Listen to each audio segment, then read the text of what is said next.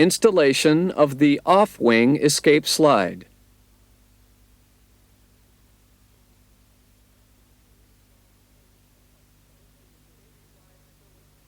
Put the escape slide stowage compartment in position.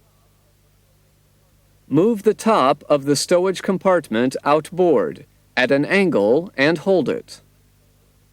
Connect the inflation hose to the fuselage union.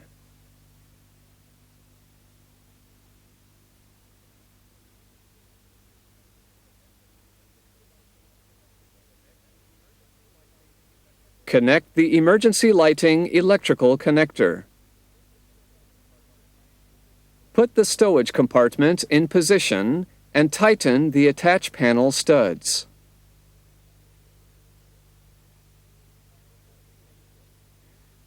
Put the seal strip and the seal attach plate in position and install and tighten the screws.